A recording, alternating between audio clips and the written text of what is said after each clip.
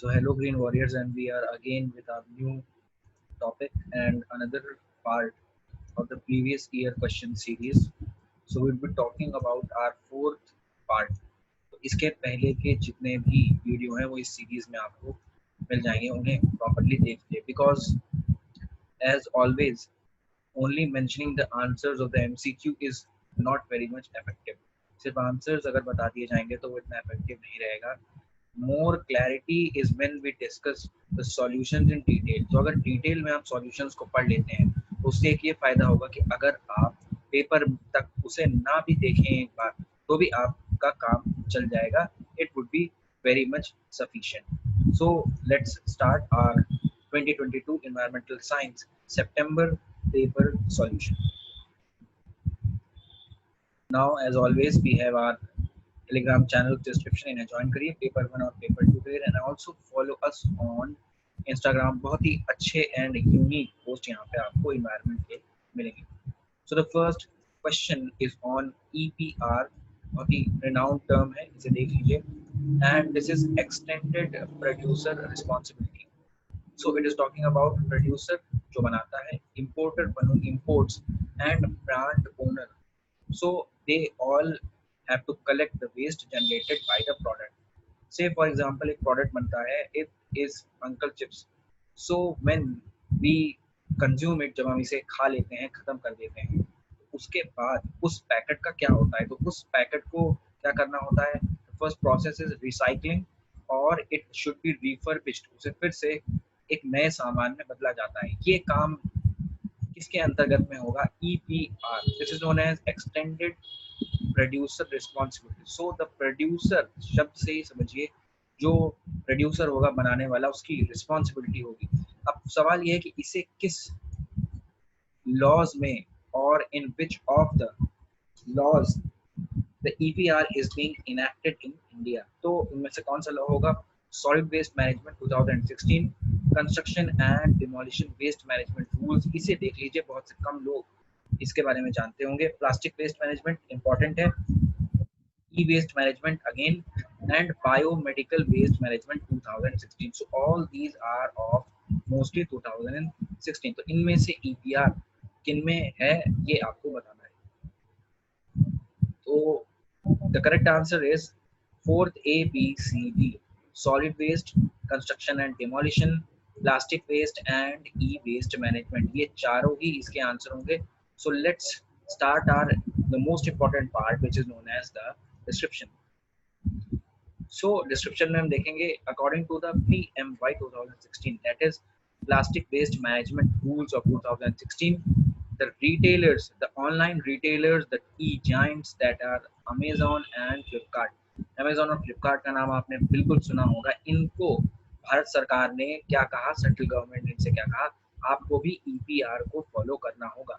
And the most important is what is EPR. EPR एक company की जिम्मेदारी होती है, but it should be time efficient, cost efficient and should be proper in quality. तो company को देखना पड़ता है कि क्या ज़्यादा पैसा तो नहीं लग रहा रिसाइकिल करने में. And this term was coined first by Thomas Lindhqvist. तो ये बहुत ही इम्पोर्टेंट टर्म था. इसके अलावा मैं आपको एक और इम्पोर्टेंट बात बताता हूँ. Most important fact is that sometimes the EPR uses financial incentives. तो सरकार कभी कभी इंसेंटिव देती है, कुछ पैसे देती है ताकि ये जो लोग हैं, ये जो रिटेलर्स हैं या और भी जो संस्थाएं हैं, वो एनवायरनमेंट फ्रेंडली प्रोडक्ट्स बनाएं. तो इसका आपको ध्यान रखना होगा. और जो ये चारों लॉज हैं, the whole laws, the 4 or the 5 laws mentioned in the previous slide will be discussed some another time. Now moving on to the next question is, this is the list of air pollutants and this is the list of control techniques.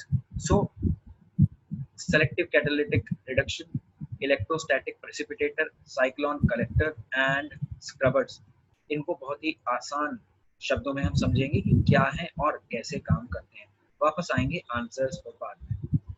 The first is selective catalytic reduction. See, it is very efficiently used these days in diesel emission control system. यहाँ पे समझिए, this is the engine. The gases are released from the engines and the particulate matter get trapped in the first part of the filter. Then DEF, this is a liquid type solution. This is being injected, and now what happens? The NOx is being reduced, and here a catalyst is being used. So the reduced volume of emissions leaves tailpipe. PM and NOx are nearly zero. तो mainly इसका जो काम होता है selective catalytic reduction का, it reduces NOx. So इसके लिए कुछ reactions है बहुत important. These reactions are, ये देखिए नाइट्रस ऑक्साइड है और NO है, और इसको इसने क्या किया है, इसको इसने रिड्यूस कर दिया. Nitrous oxide has been reduced, nitrogen dioxide is being reduced. तो ऐसे ही ये क्या करता है, नाइट्रोजन के जितने भी गैस हैं उनको ये क्या करेगा, रिड्यूस करेगा. और इसको बहुत अच्छे से समझ लीजिए, what do mean by NOx. See NOx O has X, that is there should be a formula. तो यहाँ पे एक फॉर्मूला हो सकता है, इस x की जगह यहाँ पे क्या हो सकता है, this x would be replaced by 1. if it is 1 then it becomes NO. अगर यहाँ पे 2 होगा तो it becomes NO2. तो इस बात को ध्यान रखना है आपको. और आगे चलते हैं कि what is, why the word selective and catalytic and reduction are being used. So for this is an important fact. The selective is used because it reduces selectively the NOx using ammonia as a reductant, while reduction is being used because oxidation and reduction are two chemical phenomena. chemistry के दो basics हैं, इनमें से एक reduction का यहाँ पे इस्तेमाल किया जाता है. इस बात को बहुत अच्छे से समझिए. So ये slide आप read कर सकते हैं और clearly समझ सकते हैं आगे क्या है. Now the next thing is electrostatic precipitator. So electrostatic का मतलब है बिजली से चलने वाला, it would be using electricity, and a precipitator का मतलब है chemistry का जो precipitation process है उसको use करेगा. So you can see these are metal plates, ये लंबी लंबी metal plates हैं, and there are some electrodes and there is a battery connected. So this uses electricity from the battery and then it removes soot जो काला काला होता है and ash from the exhaust fumes. So they are extensively used in the power station burning fossil fuels. तो electric precipitator को आपने देख लिया और उसके बाद हम आगे चलते हैं. Cyclone collector. तो साइक्लोन कलेक्टर में दे यूज फिनोमेना ऑफ साइक्लोन. तो यहाँ पे ग्रेनुअल जो है सॉलिड पोल्यूटेंट्स के ये यहाँ पर जाते हैं. तो सो द कोर्स पार्टिकल्स, जो बड़े बड़े पार्टिकल्स होते हैं, जो ऑप्शन डी था, उनको यहाँ पर ये इस्तेमाल करते हैं. तो आपको थोड़ा बहुत समझ में आ गया होगा बेसिक. अब हम चलते हैं अपने ऑप्शन की तरफ. Now coming to this. तो ये जो PM 2.5 है ये आपको मिलेगा इलेक्ट्रोस्टैटिक प्रेसिपिटेटर में. नॉक्स रिड्यूस कर रहा था, सबसे पहले हमने पढ़ा selective catalytic reduction. These course particulate matter were by reduced using the cyclone collector, and SO2 are being identified by scrubber. Scrubber हमने नहीं पढ़ाया है, इसको कभी बाद में देखेंगे ताकि वीडियो ज़्यादा लंबा ना हो जाए. So to reduce the length of the video, we are moving a little fast. Next question comprises of the rock type and its characteristic. Rudaceous, arenaceous, silt rocks and argillaceous. तो इनको समझने से पहले हम इनको अच्छे से समझ लेते हैं. A brief explanation is needed. Rudaceous has another name of rudite, and it mainly comprises of granules, pebbles, cobbles, and boulders, and they are coarser than sand in size. ये भी एक क्वेश्चन बन सकता है that which of the rocks have coarser than sand in size.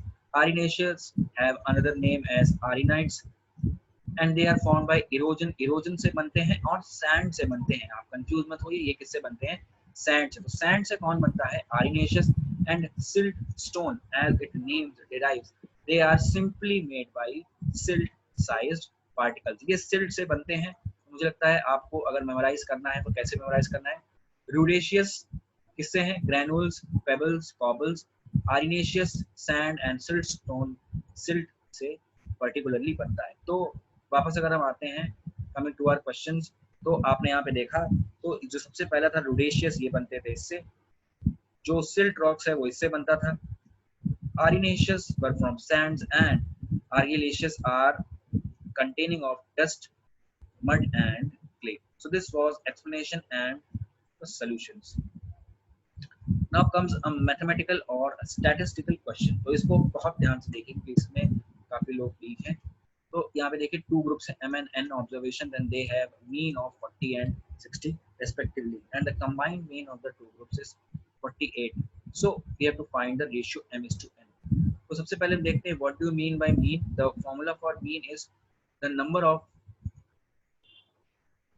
total sum of observation, the total sum of observation divided by total number of observation. So this is the basic formula for deriving mean. तो अब अगर इस फॉर्मूले को हम इस्तेमाल करते हैं तो इस फॉर्मूले को इस्तेमाल करने से पहले हम मान लेते हैं that m would be the sum and small m would be the number. तो हमने मान लिया है कि बड़ा m सम है, छोटा m नंबर है और इनका मीन आ रहा है 40। ऐसे ही हमने इसको भी मान लिया है। उसके बाद जो नेक्स्ट चीज है, the next thing we could derive from the question. देखिए क्वेश्चन से ही हमें स्टैटिस्टिक्स में इस्तेमाल करना होगा चीजों को। दूसरा क्वेश्चन है इन दोनों का सम कितना है मीन का।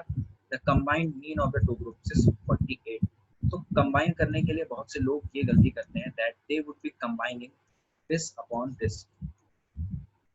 तो आपको ये नहीं करना है, दिस इज रॉन्ग, ये गलत हो जाएगा, ध्यान रखना है आपको। The correct thing is m plus n।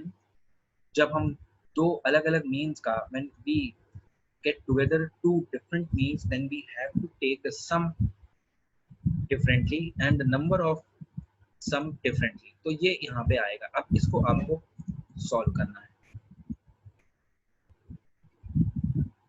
Now for solving this particularly what we have to do, first we have to derive some values। तो ये जो फर्स्ट इक्वेशन है और ये जो सेकंड इक्वेशन है n upon n is equal to 60।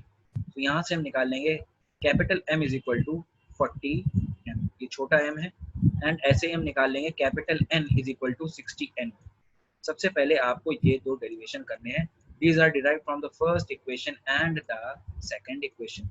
Now we have to substitute। Substitution आपने पढ़ा होगा, सब्स्टिट्यूट करेंगे इन दोनों को यहाँ पे। तो अब हम क्या करेंगे, कैपिटल M की वैल्यू क्या है 40m, so we will be using 40m। अब यहाँ पे क्या आ गया plus, then comes plus n। n की जगह हम क्या रख देंगे, ये जो हमने 60n निकाला है इसको हम यहाँ पर रख देंगे। और नीचे हम क्या रखेंगे, नीचे the below part simply consists of small m and capital N is equal to 48, and after solving this you would be getting 8m is equal to 12n। तो जब आप m अपॉन n निकालेंगे simply, so it would be becoming 12 upon 8, और जब आप इसको 4 से काटेंगे, 4 की टेबल में ये 3 बार आता है, ये 2 बार, then the ratio would be becoming 3:2। मुझे लगता है आपको बहुत ही सिंपली ये समझ में आ गया होगा। छोटी सी मैथमेटिक्स है, no confusion, and there is almost clarity on this topic that we are using to given things in our question. पहले से दो चीजें दी थी, उन्हीं को हमने इस्तेमाल किया है। Only the main thing is substitution of these two in the below equation, और इससे हमारी पूरी की पूरी चीज क्लियर हो जाएगी। So subscribe the channel. This was all. Thank you and have